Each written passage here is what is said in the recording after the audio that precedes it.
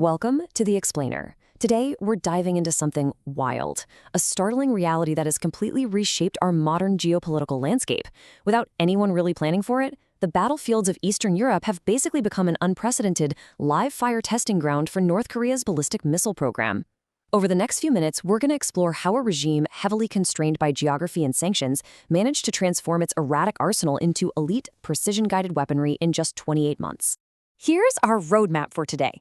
We'll hit the live-fire laboratory, look at the anatomy of the arsenal, track the 3 phases of precision, see how they're evading the global embargo, calculate the cost of alliance, and finally, look at the Indo-Pacific threat.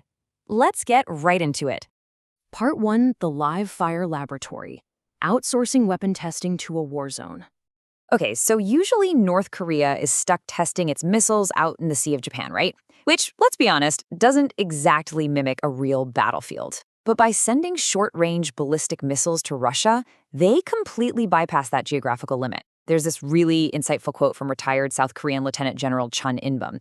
He points out the transition from testing a few developmental rounds in peacetime to filing en masse under actual combat conditions triggers a natural and aggressive evolution in weapon capability. Think about it, every single missile they launch gives them this incredible, real-world data on aerodynamics, thermals, and guidance.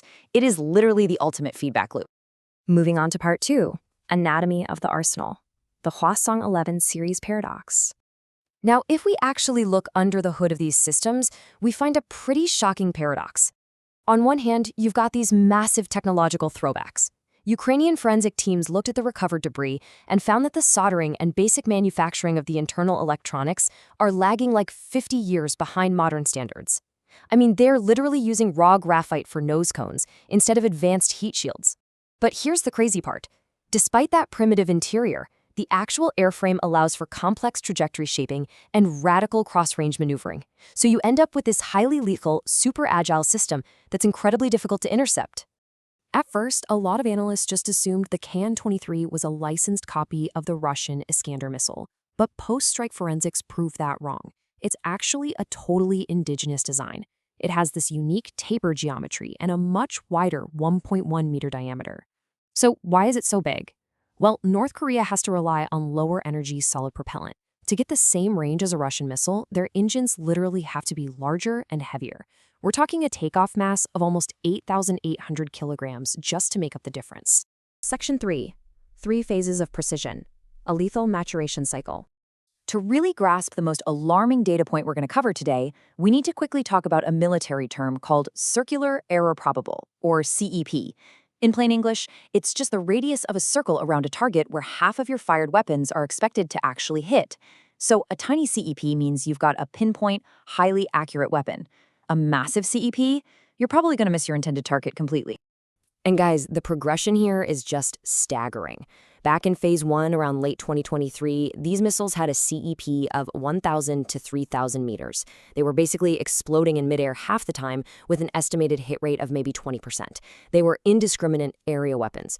But watch what happens. By Phase 2, literally just a year later, that error margin plummets to between 50 and 100 meters. And then, projecting out to spring 2026 in Phase 3, that margin drops to an absolutely insane 1 to 5 meters. They are completely bypassing decades of normal peacetime development. Let's pause on the catastrophic reality of that single number for a second. 5 meters.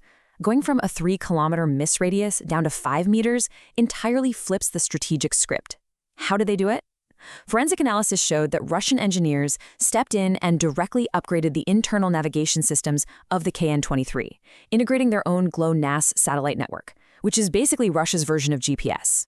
With a 5-meter CEP, North Korean missiles can now execute pinpoint strikes on individual hardened bunkers, radar installations, and Patriot missile launchers. Okay, Section 4, Evading the Global Embargo, the semiconductor supply chain. Now, you're probably wondering, how on earth did North Korea, a nation under the strictest UN embargoes for decades, get their hands on the sophisticated microelectronics to pull this off? Well, the answer points to a massive systemic failure in global non-proliferation. When investigators from Conflict Armament Research did a forensic teardown of a recovered KN-23, they found over 290 distinct, non-domestic electronic parts inside. And get this, a staggering 75% of those components were linked to companies based right in the United States. The other 25% came from just 7 other nations. And to make matters worse, we're not talking about dusty old Cold War relics here. A lot of these were brand new, commercial off-the-shelf microchips manufactured as recently as 2021 to 2023. Because they're using parts originally designed for civilian electronics and telecommunications, illicit third-party brokers and front companies are easily bypassing military export controls. They're funneling state-of-the-art guidance tech directly into North Korean and Russian weapons. Which brings us to Section 5, the cost of alliance. Blood, shells, and capital. Let's zoom out for a second and look at the sheer logistical and macroeconomic scale of this Moscow-Pyongyang partnership, because it's massive.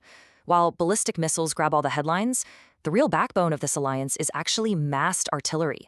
By early 2025, North Korea had supplied Russia with roughly 5.8 million rounds of artillery ammo. They shipped this via dedicated maritime networks where ships would often literally go dark to hide their movements. To put that into perspective, North Korea effectively cured Russia's shell hunger. They provided up to 40% of the Russian military's total ammunition consumption.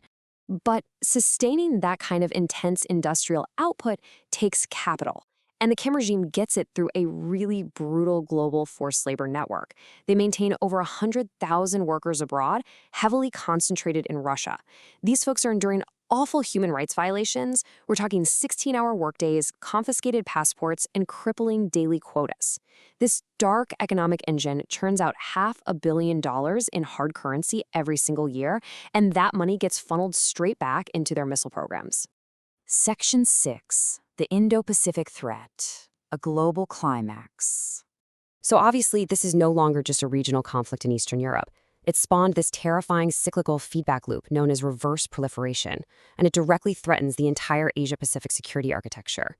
It works like this. Step 1, Pyongyang supplies the raw munitions. Step 2, they get fired in combat, which generates all that invaluable real-world telemetry we talked about. Step 3, Russian engineers take that data and use it to upgrade the guidance and evasion systems. And finally, Step 4, that shiny new upgraded technology gets sent seamlessly back to Kim Jong-un, who implements it right into his domestic arsenal. And tactically speaking, the reality of these upgraded weapons is incredibly grim.